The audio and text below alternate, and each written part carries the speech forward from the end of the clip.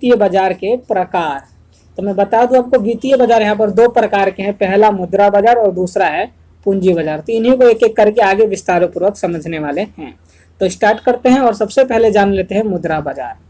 तो इसका अभिप्राय ऐसे बाजार से है जिसमें अल्पकालीन प्रतिभूतियों में व्यवहार किया जाता है। ठीक है, जो मुद्रा बाजार है एक ऐसा बाजार है जिसमें कि अल्पकालीन प्रतिभूतियों में व्यवहार किया जाता है, मतलब कि अल्पकालीन के लिए प्रतिभूतियों का खरीदा बेचा जाता है। ठीक है, अल्पकालीन का मतलब आपको यहाँ पर पता होगा, अल्पकालीन का मतलब 1 महीने से लेकर 12 महीने यानी 1 साल तक की अवधि के अंदर अंदर जो भी होता है वो अल्पकालीन में आता है। ठीक है, तो अब देख लेते हैं मुद्रा बाजार के प्रपत्र। खजाना बिल। हाँ, एक बात और बता दूं, मैंने आपको यहाँ पर वित्तीय बाजार और पूंजी बाजार के जो भी विशेषताएं हैं इनकी, उन विशेषताओं को मैंने यहाँ पर चर्चा नहीं की है, नहीं बताया है। क्यों नहीं बताया है? क्योंकि जब भी पेपर में इन चैप्टर से क्वेश्चन बनते हैं तो वो इनके विशेषताओं को कम ही पूछा जाता है, जहाँ तक ना के बराबर पूछा जाता है। जो सबसे मेन बात होती है वो मुद्रा बाजार की डिफरेंस, मुद्रा बाजार और पूंजी बाजार में डिफरेंस, और इनके मुद्रा बाजार और पूंजी बाजार के प्रपत्र यानी कि इक्विपमेंट्स, ये बहुत इंपॉर्टेंट होते हैं। जब भी क्वेश्चन बनता है पेपर में तो इन्हीं में से बनता है। इनकी विशेषताओं पर ज़्यादा ध्यान नहीं दिया जाता, इसलिए मैंने उसको यहाँ पर नहीं लिया है, नहीं बताया है। ठीक है, तो कोई परेशानी नहीं होनी चाहिए आपको।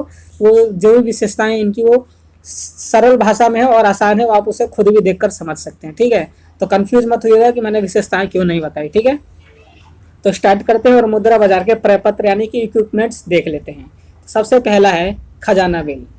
इसका अभिप्राय ऐसे अल्पकालीन प्रपत्र से है जो केंद्रीय सरकार अपनी अल्पकालीन वित्तीय आवश्यकताओं को पूरा करने के उद्देश्य से वित्तीय संस्थाओं अथवा जनता को जारी करती है। ठीक है, जो खजाना बिल है क्या है? वो एक अल्पकालीन प्रपत्र है। ठीक है, जो क्या होता है? जो कि केंद्रीय सरकार द्वारा जारी किया जाता है। क्यों जारी किया जाता है? उसको अपनी अल्पकालीन वित्तीय आवश्यकताओं को पूरा करने के लिए जो केंद्रीय सरकार होती है वो अपनी अल्पकालीन वित्तीय आवश्यकताओं को पूरा करने के उद्देश्य से वित्तीय संस्थाओं को और जनता को जारी करती है। सामान्य जनता को जारी करती है और वित्तीय संस्थाओं को जारी करती है। तो उसे क्या कहते हैं? उसे कहते हैं खजाना बिल। ठीक है, याद रखने वाली बात इसमें यह है कि इसकी अवधि क्या होती है? अल्पकालीन होती है। ठीक है, क्योंकि ये अल्पकालीन प्रपत्र है यानी कि 1 साल तक की इसकी समय अवधि होती है। अगला है कमर्शियल पेपर। ये जो भी मैं आपको बता रहा हूँ प्रपत्र, इक्विपमेंट्स, ये एग्जाम के पॉइंट ऑफ व्यू से बहुत ही इंपॉर्टेंट है, इसलिए ध्यानपूर्वक समझिएगा, अच्छे से समझिएगा। तो अगला है कमर्शियल पेपर।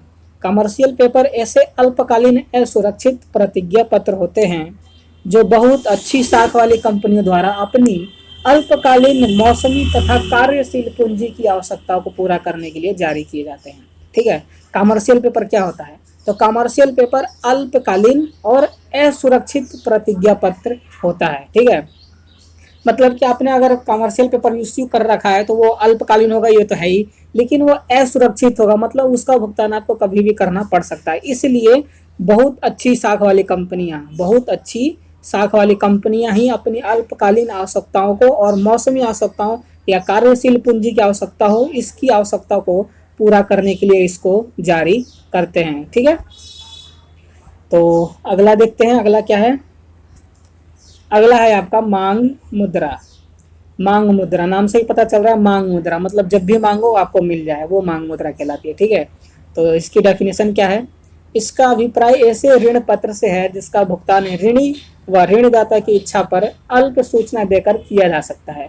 इसमें ऋण की अवधि 1 से 15 दिन तक होती है। ठीक है, मांग मुद्रा ये क्या है? ये एक ऋण प्रपत्र है। ठीक है, जिसका भुगतान ऋणी और ऋणदाता, ठीक है, मतलब जिसको ऋण दिया है और जिसने ऋण दिया है, इन दोनों की इच्छाओं पर डिपेंड करता है कि ये कब उस ऋण को वापस लें, और ऋणदाता ये देखेगा कि मैं कब उससे ऋणी से ऋण वापस ले लूँ, या फिर जिसने ऋण लिया वो ये सोचेगा कि मैं जल्दी से जल्दी या कब मैं अपने ऋण को चुका दूँ। ठीक है, तो इसका कैसे होगा भुगतान? ये दोनों आपस में अल्प सूचना देकर, जैसे ऋणी है वो बता दे कि हाँ भाई मैं तेरा ऋण वापस देना चाहता हूँ, तो मतलब छोटी सी सूचना देकर इसका भुगतान किया जा सकता है। ठीक है, और इस ऋण की अवधि कितनी दिन की होती है? 1 से 15 दिन तक होती है, अल्पकालीन। ठीक है, तो अगला है आपका जमा प्रमाण पत्र।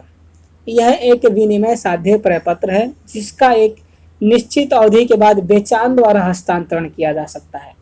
इसका अंकित मूल्य कम से कम 5 लाख होता है। ठीक है, जमा प्रमाण पत्र।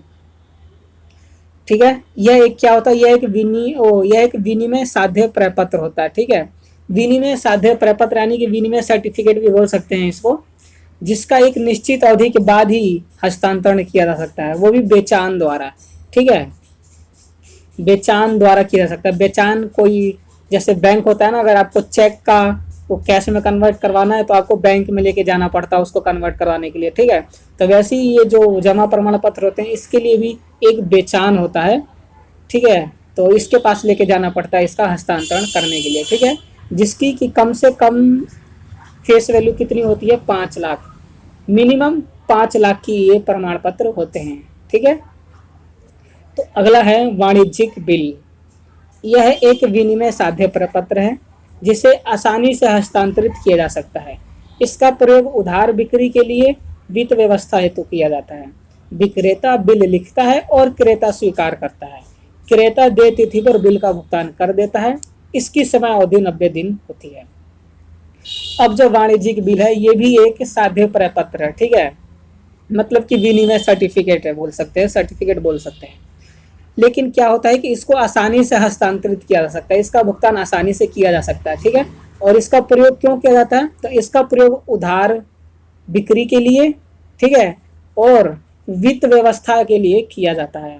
ठीक है, जब भी मान लीजिए आप उधार बेचते हैं किसी को, तो आप विक्रेता हैं तो आप क्या करेंगे कि बिल लिखेंगे, एक बिल लिख देंगे। जैसे आपने जितने का भी प्रोडक्ट बेचा तो जो खरीदने वाला होगा अगर वो उधार खरीदता है तो आप एक बिल लिख देंगे उसके नाम पे, और जो फिर खरीदार होगा, जो जिसने क्रेता यानी जिसने खरीदा होगा, वो उस बिल को स्वीकार कर लेगा। और उस बिल में ये लिखा होता है, आप समय लिखी होती है कि इतने समय बाद मैं आपका पैसा दे दूंगा। ठीक है, उस बिल पर क्रेता स्वीकार कर लेता है उसको, तो उसके बाद फिर जब विक्रेता होता है वो बिल अपने पास रख लेगा, या चाहे तो वो बैंक से इस बिल को अपना भुगतान कर सकता है बैंक द्वारा।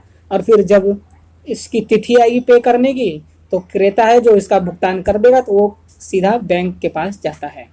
ड्राफ्ट आपने देखा होगा।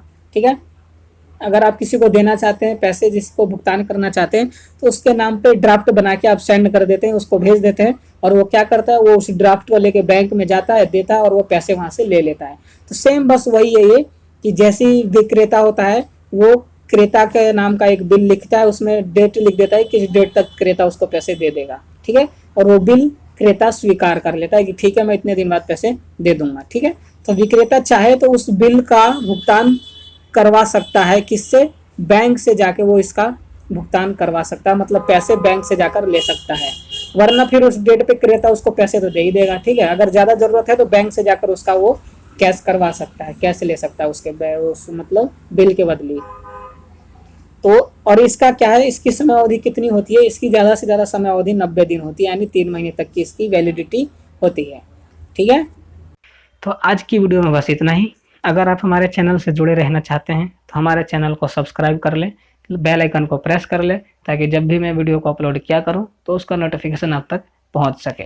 और कमेंट करके बताएं कि क्या प्रॉब्लम आ रही है, जो मैं समझा रहा हूं वो समझ में आ रही है कि नहीं आ रही, ताकि मैं आपको और आगे से अच्छे से समझाने की कोशिश कर सकूँ। और अपने दोस्तों के साथ शेयर ज़रूर करें, ताकि वो भी बिजनेस स्टडी को हिंदी में पढ़ सकें। ठीक है, और अंत में एक लाइक ज़रूर करना, वीडियो अच्छी लगी हो, समझ में आई हो तो।